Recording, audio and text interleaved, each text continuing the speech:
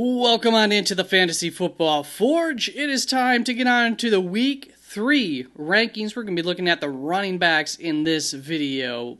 It should be obvious. So, we will start out by going over some interesting news, interesting usage situations for the running backs in a little bit. I will describe some of what you're seeing on the screen and go over the running back rankings. We'll get to my loves, my fades for this week, as well as just a quick recap of last week's loves and fades as well. And so that's what's on the dock here for this video. If you want, these are not, probably not at least, the final version of the running back rankings.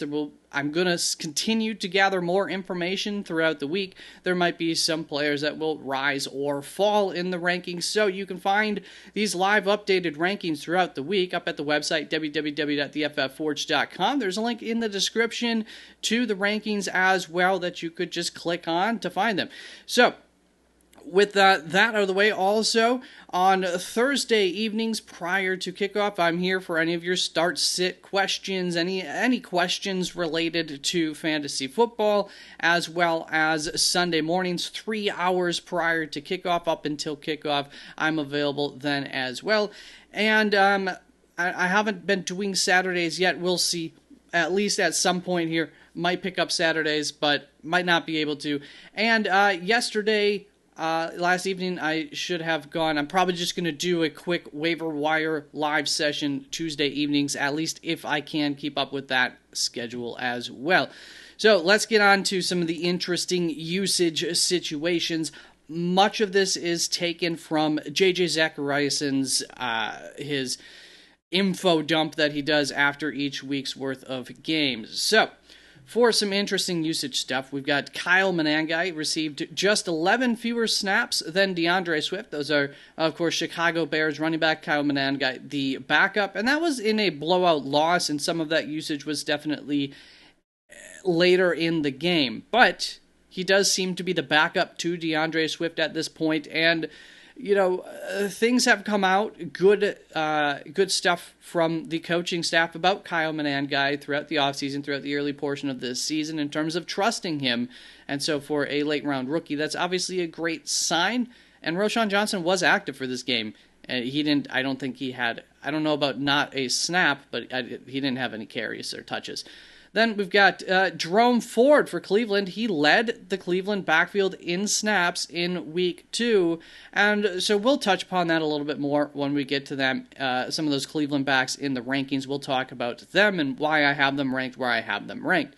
Jaylen Warren of the Pittsburgh Steelers, his usage increased from Week 1 to Week 2, and I don't see much reason for them to really back off of that increased usage based on how well he's done and where the other two backs, what they've done or what they've done in the terms of the rookie back and a big special teams mistake that he made this last week. Zach Charbonnet, of course, of the Seattle Seahawks, played 13 more snaps than Ken Walker, and Ken Walker ran 2 times as many routes as Charbonnet. So, at least I think that's how I have it written there.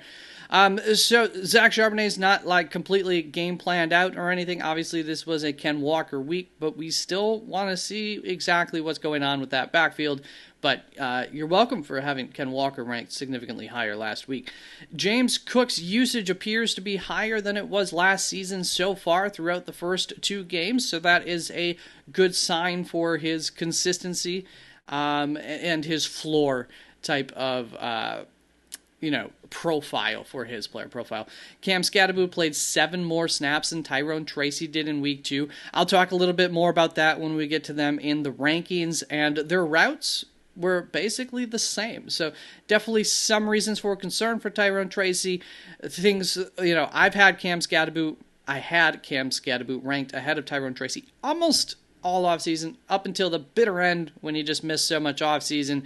I finally had to back off of that a little bit, but some of the reasons why I thought Cam Skattebo would be a better draft pick might be coming true, might not be. We'll see about that for sure. Cam Ward is not targeting his running backs. I was like, why is there a quarterback note in here? Because Cam Ward's not targeting his running backs. Pollard has less than a 5% target share 2 times last season. This year, so far in the first 2 games, 4%, 3.2%. So that doesn't help. That's a little bit concerning in terms of at least the floor end upside for Pollard to some extent. But is really banking on that being the security blanket for Pollard and for Cam Ward in that sense. But for Pollard in terms of fantasy football. So we'll see. With Ramondre Stevenson's big day, talking about New England running backs, Henderson's usage went down significantly in week 2. This was the reason why I definitely didn't want to be drafting Henderson too high because Ramondre Stevenson was still there. So we'll see how that goes. It was a good running back matchup that Ramondre Stevenson just happened to take advantage of, or not just happened to. We'll see. He did look better this offseason than he has in previous offseasons and everything. So, we'll see on that. Obviously, Henderson's not just taking over that running back 1 role this early on in the season at least. Alvin Kamara, New Orleans Saints, he was used as a receiver again. That's very, very promising because that was part of the concern about him this offseason, given the offensive system. And then we saw that rear its ugly head in week 1, but it looks like maybe they went back to the drawing board and are going to get him more involved, which would be very, very big for him in fantasy football. And those who drafted him, of course. Rico Dowdle did eat into Chuba Hubbard's workload in week 2 to a significant chunk of it. And this was my concern for Chuba Hubbard this offseason, was that Rico Dowdle would eat into his workload just enough and that offense wouldn't be very good yet again, which they haven't really been. So there are some warning signs, I think, for Chuba Hubbard. Not that I'm going to be sitting him or anything, at least anytime soon, but that top end echelon of potential outcomes for him in fantasy football looks to be a little bit questionable at this point. Trey, and so I would say Chuba is maybe somebody you could sell high on if you were to find the right type of offer and wanted to buy into that. Trey Benson, you're talking about the Arizona Cardinals here, was utilized as a receiving back much more than James Conner in week 2. And if that were to continue, and I do think Trey Benson is a good receiving back, so is James Conner, but that could spell some trouble for James Conner, whether that's an every week thing or an every other week thing or something like that. That could make things a little bit harder for him and his upside, of course, and that floor. R.J. Harvey, Tyler Batty, Denver Broncos, backup running backs split the other half of the workload. J.K. Dobbins getting about half of the workload, and then those two splitting the rest of it in week 2. So, obviously not a great sign for R.J. Harvey owners. I am one of them. We'll see about that. Still a rookie getting onboarded, but just like TreVeyon Henderson, there are roadblocks in the way here for these guys that we just can't be banking on them right now in fantasy football, ultimately. Bayshal Tootin ate into Travis Etienne's rushing shares a little bit, not to a huge significant amount of work despite his production, especially for fantasy football. However, Etienne did run a higher percentage of routes in week 2 than he had in week 1. So that's good for that receiving upside of Etienne, especially if he's going to be losing some work to Bayshal Tootin. And then the last piece of interesting usage here coming out of Houston, Dameon Pierce was a healthy inactive. I should say, Najee Harris, another bit that I didn't write down here, interesting usage. Najee Harris, Omarion Hampton pretty much split the work between themselves this last week, and we'll see more about that going into next week. But Dameon Pierce was a healthy inactive, which means that Woody Marks, he took over the backup running back role, and he made a couple of plays with some very limited opportunities. So he is someone who's not somebody who I was really advocating to draft or anything, but at this point, he does look like somebody who would be worthy of having on the back of your bench. I had a choice this week between Troy Franklin, Woody Marks was on my potential list, but really low on that because I haven't been much of a buyer on that one in a 14-team deeper league, and Troy Franklin and the tight end there, Cade Otton. And I went with Cade Otton, even though Troy Franklin was a love of the week of mine last week for wide receivers, and I liked him, and I went with Cade Otton, so we'll see. That might have been a mistake. when it comes to my fades and my loves for week 2, and then we'll get into these rankings, I loved Javonte Williams and Brian Robinson Jr. Brian Robinson did not end up coming through for that, and Javonte Williams did. So thank you, Javonte. And for my fades, I had Alvin Kamara, yikes, and then Isaiah Pacheco and DJ Giddens. Hopefully you weren't really thinking about DJ Giddens, but it was just a precautionary warning on that one. Of course, got Isaiah Pacheco right, and happy to see I was wrong about Alvin Kamara for all those who drafted him.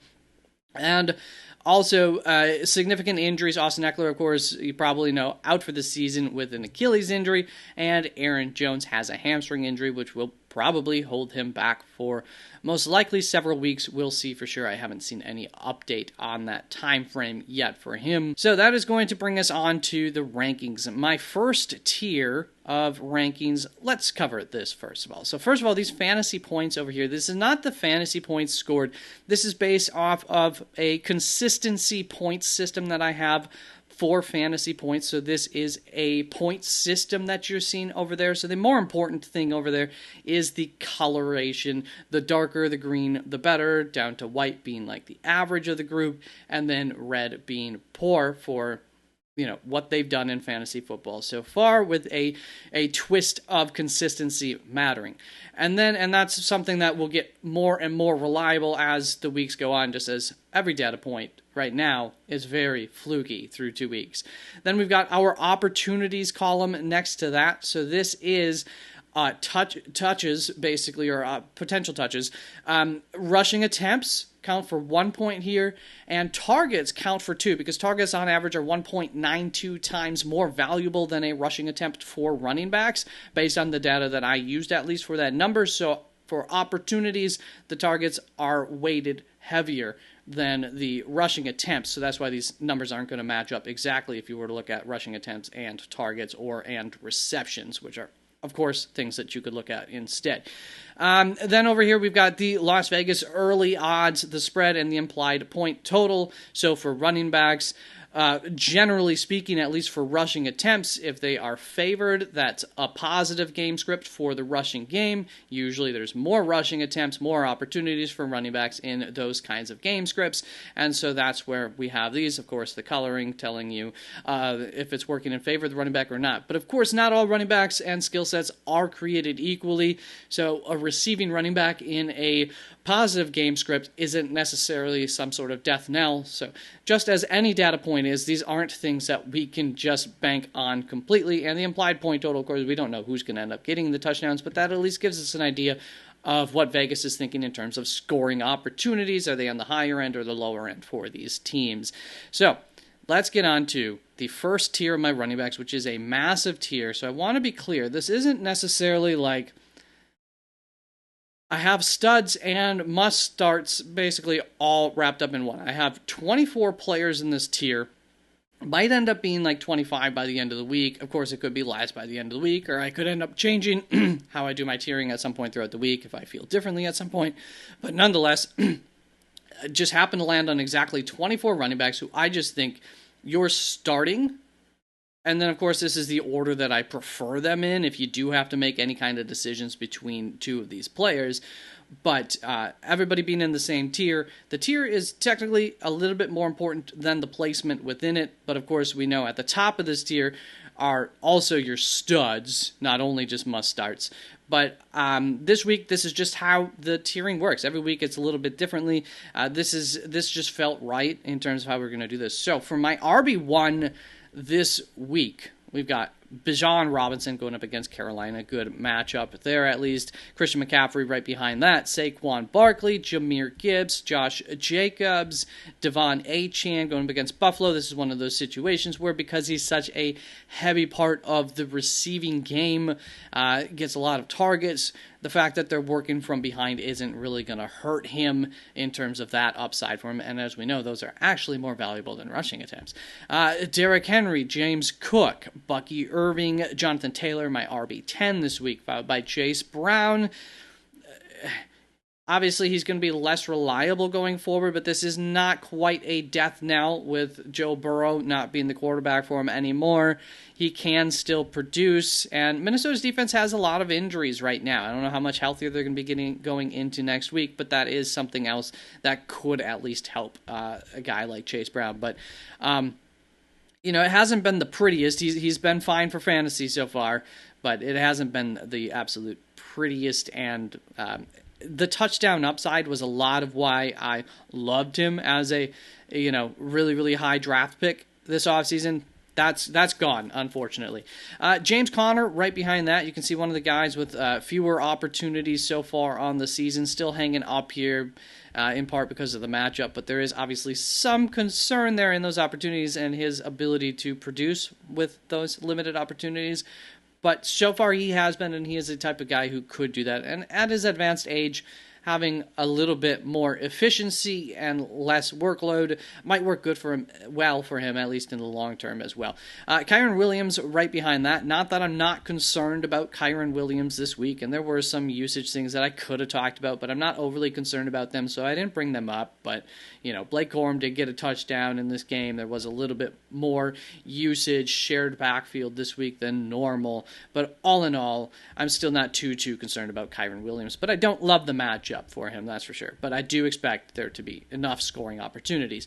Chuba Hubbard right behind that. So Chuba Hubbard, somebody I have highlighted here, just want to talk about him. That's all this highlight is, not a love or a fade here.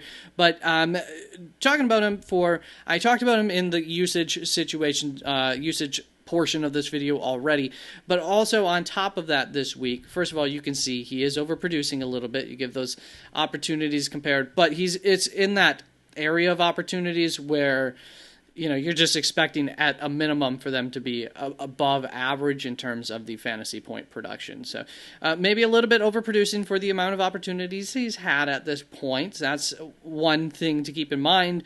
Yellow flagish compared also with the interesting usage situation between maybe not getting as much of this backfield as he got last season, and Atlanta might actually be a good defense this year. Through 2 weeks, they sure look like it. And so maybe this isn't one of those matchups where we see it and we say, yes, that's a go. So we'll see here. It's early on in the season. Things can definitely flip for the rest of the season from this point. From next week on, we've seen teams have really, really hot starts and then be who we thought that they were. So we'll see for sure, but it's a really good defensive-minded head coach there, and Raheem Morris has had a lot of success in the NFL calling defenses. He's in, I don't know, is it his third year, but second year at least, of getting his guys in drafts and everything. So this shouldn't be a shock if they are actually good on defense, I suppose. And then we've got Ashton Jeanty, want to talk about a little bit here. Going up against Washington, my big concern here is that offensive line is really struggling to create any kind of rushing lanes for Ashton Jeanty, and it's not a great game script for Ashton Jeanty either here. So a little bit of a yellow flag for him this week going up against Washington, but you're still almost certainly probably going to be playing him is the thing. Same with Javonte Williams, a little bit of a concern despite the fact that he is going up against Chicago, and that's part of what's holding him up here. But you can see, he's obviously produced extremely well so far. There are some concerns that offensive line taking significant hit with the loss of Cooper Beebe for some time going forward. So if that offensive line struggles to create rushing lanes for Javonte Williams going forward, we might see that situation come back down to earth. But once again, going up against Chicago, they've been pretty darn bad on defense through the first 2 weeks, so it's too good of a matchup to just try and sit here and be so concerned about this offensive line situation for Javonte Williams in week 3. But we do want to keep an eye on how is that run blocking going forward. And then to finish up my first tier, we've got Jaylen Warren, Jordan Mason. So Jaylen Warren, the increased usage from week 1 to 2, and the matchup here against New England.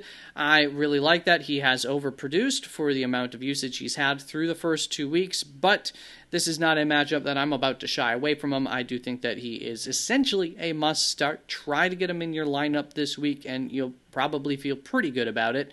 And then we've got Jordan Mason, of course, with the injury to Aaron Jones.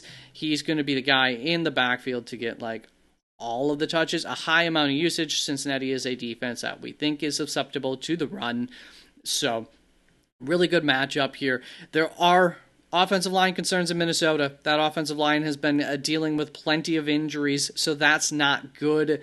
I would love to be higher on Jordan Mason, but that is holding me back how this offense has looked. And of course, they're going to be without their starting quarterback for whatever that's worth. And they're going to have, what's his name? Nick Foles, right? In at quarterback there in Minnesota. So we'll see about that. That will bring us on to our second tier, which starts off with David Montgomery, followed by J.K. Dobbins, Jacory Krosky-Merritt, Ramondre Stevenson, Nick Chubb, Omarion Hampton, all the way down here at running back 30, TreVeyon Henderson, all the way down here at running back 31, Tyrone Tracy Jr., and Quinshon Judkins. So starting off with the conversation on Jacory Krosky-Merritt, this feels very much like a Jordan Mason-ish situation. I just think it's a less sure thing about how much his opportunities increase. We're expecting both their opportunities go up, and Jordan Mason already still up ahead of Jacory Krosky-Merritt in terms of opportunities by about 2-1. So, I want to be higher on Jacory. The situation at the end of the day feels pretty similar here, going up against Las Vegas. Obviously, Vegas thinking this is a very good situation for Jacory Krosky-Merritt in terms of them being able to run the ball throughout this game plenty, and plenty of implied point total upside as well for Washington against Las Vegas in this matchup. So I think a lot of things to like about Jacory Krosky-Merritt. I might end up moving him up ahead of David Montgomery, where that's not really like the best situation going on for David Montgomery there. He is slightly overproduced for his usage as well. So I like Jacory Krosky-Merritt a lot this week. I think that he could be in line for a big week. There are a couple of hesitations in terms of that being like a for sure lock in him getting a lot of opportunities this week, however, and he doesn't really bring much receiving upside, unfortunately, and we saw that last week on a play too, where he didn't get his head turned around for his running back at all on a pass attempt that went his way. Then we've got Omarion Hampton here as a fade for me this week, going up against Denver. That defense might be a little bit pissed off. Despite how they performed last week, we still expect this defense to be one of the best in the league. Indianapolis, if they're real, they could be a tough defense to handle because they do just have weapons everywhere for Daniel Jones to work with, and that's why they've had success so far, and that just might be hard for any defense to handle if they're not on top of their game that week or get the best game plan possible installed. So, for Omarion Hampton, there is also a bit of a narrative here coming into next week. He has a fumble late in the game, a very important carry, can't fumble, and he fumbles in a game where he already split with Najee Harris 50-50 throughout the game, wasn't efficient throughout the game. It was not a good game, and I wasn't about to be too afraid of that up until that point. But then he fumbles. And so he definitely might be in the doghouse for like the first half of next week's game. I won't be surprised if we end up seeing him just be the spellback for the first half, maybe not make it on the field at all even for the first half of next week. And so I am a little bit extra concerned about that going into next week too. A little bit of a narrative on top of the fact that I don't love the matchup, and Omarion Hampton hasn't been efficient at all yet through 2 weeks. I'm not afraid. I still think he's a very good fantasy asset to have. I'm not selling low on him or anything. Keep the faith, but obviously some concern early season. Then I've got Tyrone Tracy here. We'll talk about Cam Skattebo in a little bit, so let's just wait for that conversation and get both of them in there. But going up against Kansas City, I really don't want to trust either one of them this week. Not that I don't think that the New York Giants might not just be able to at least keep this close even, but nonetheless, I have Tyrone Tracy ahead of Cam Skattebo. I don't know about that. I don't know if that'll be true throughout the rest of the week. Quinshon Judkins here at the end of this tier. I love the usage coming out in week 2. Hasn't been with the team all off seasons. Has been with the team for like 2 practice sessions. And he comes out and he gets quite a bit of usage. I love that. Unfortunately, he's going up against the Green Bay Packers, which we have seen be probably the best defensive unit overall in the league against 2 offenses that we think are quite good. And also, the running backs have really, really struggled against Green Bay specifically. So I'm not too optimistic about Quinshon Judkins outside of just the future there in terms of the usage that he got last week. I think was a very promising sign. Then we've got this next tier: Zach Charbonnet, Bayshall Tootin, Trey Benson, Isaiah Pacheco, Kareem Hunt, Cam Skattebo. So I kind of alluded to this Cam Skattebo. This is a situation just like Ken Walker and Zach Charbonnet last week, where a lot of people, or at least enough people, were saying Zach Charbonnet over Ken Walker. I'm going to be a little bit patient here. Part of the reasoning here is that after week one, Tyrone Tracy was hypercritical of the coaching staff and the play calling. And he might have been in the doghouse coming into this week. So that might have been part of why Cam Skattebo just came in and got quite a bit of a workload and ate into Tyrone Tracy's work quite a bit. So I don't want to fully just dump Tyrone Tracy and just buy Cam Skattebo. Nonetheless, like I said, throughout almost all the offseason, I had Cam Skattebo ahead of Tyrone Tracy, in part because, we saw it this week too. Cam Skattebo's a good receiving back as well. And so if he is the lead back, I do think he's better at running between the tackles than Tyrone Tracy is, most likely at least. And so if he is that lead back in that sense, and he's also a good receiving back, that leaves Tyrone Tracy in this role where, really, really tough to trust for fantasy purposes in terms of what that usage could be. So, most likely scenario is maybe what we saw last week, and one week, one of them's getting more work than the other week, and that just kind of flip-flops. That's also very possible between the two of them. But, I'm just being a little bit patient with this ranking. I don't know that I'm going to get Cam Skattebo ahead of Tyrone Tracy for sure here, but I might be just like a little bit too cautious here on Cam Skattebo. Nonetheless, it's going against Kansas City. I don't really love the matchup for them. Then that's going to bring us to this tier of guys who, in a pinch, they might turn out for you, and a lot of them have good game scripts for them to turn out for you. We got Tyler Algier here, Kenneth Gainwell, Najee Harris. I might be a little bit too low on Najee, especially if we want to buy into that narrative that Omarion Hampton might just be getting sat for the first half of next week's game. Dylan Sampson, Rashad White, Justice Hill, R.J. Harvey, Jerome Ford, Brian Robinson Jr., Ray Davis, Rico Dowdle to finish up this tier.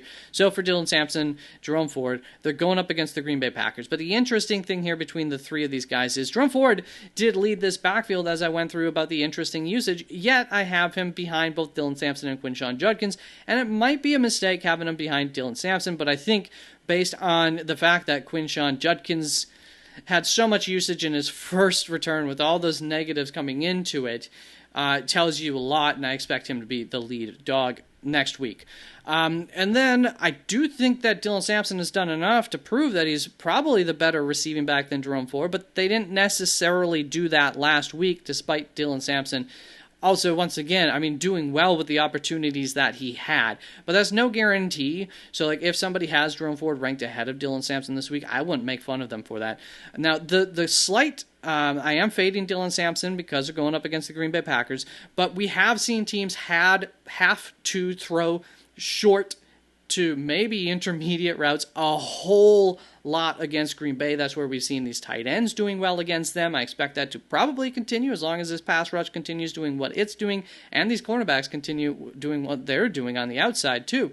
Quarterbacks just don't have enough time against this offense to sit there, get the ball all the way out to the wide receivers a lot of time, much less get the ball out to wide receivers running deep routes. And so they're just dumping the ball off a whole lot to the running back, to the tight end especially. And so Dylan Sampson, in a game flow where we're expecting them to be passing a lot, could end up with another week with a good amount of receptions. It's just, what does he do with those receptions? And those Green Bay linebackers haven't been the best in coverage either. So that's just kind of the area of the field that you almost have to attack against the Green Bay Packers. Justice Hill, just a quick note on this, because I have him ahead of R.J. Harvey, and that feels absolutely insane, and you can laugh at it, and that's fine. And I might have to eat crow with this ranking if I keep it like this. But Justice Hill going up against Detroit, I think this is a really good type of matchup for him. They're expected to be in, one of those shootout type of games, one of the highest implied point totals of the week in this game, if not the highest combined implied point total or over-under for the score between the two, I would assume. So Justice Hill, a really good receiving back. They trust him also just in terms of protection and everything. This is the type of game where we could see Justice Hill have one of his better weeks on the season. And so in an absolute pinch, I'm kind of willing to take a chance on that, I guess even more than RJ Harvey, because, you know, the Los Angeles Chargers have actually been a good defense against the, I shouldn't say actually, but they've been a good defense against the run so far this season, and I don't know that that's really much of a fluke, and RJ Harvey's not getting a whole lot of opportunities. Actually, as you can see, him and Justice Hill pretty close in the opportunities that they've had. So for now, I'm wait and see on RJ Harvey if I can be, and I'm fading him this week, as well as I'm fading Jerome Ford because of that Green Bay situation, and because I don't really expect there to be enough opportunities for a running back who hasn't looked too good and done well with the opportunities that he's had in a week against a rough defense. Then we've got our final group of guys who, I mean, in the worst of situations, I guess we could try to play them. Kendre Miller, DJ Giddens, Blake Corum, Braylon Allen. You never know. And then not ranking these guys yet, but Woody Marks might end up having to be ranked after one more week of seeing him as that starting role. I don't know what happened with the Dameon Pierce sitting. I don't know if that's going to be the same thing going forward or not. But obviously, it looks like Woody Marks currently is the backup running back there, at least in Houston, for whatever that role is worth it. So that is it for the running back rankings. Thank you very, very much for tuning on in. Let me know in the comments what you like, what you didn't like about the rankings, and any of your thoughts on any of them. And let's go on to week 2. There will be videos coming out for the wide receivers and quarterback and tight end video throughout the rest of the week, so keep an eye out for those. Thank you very much. Like, comment, subscribe. It all helps. Bye-bye.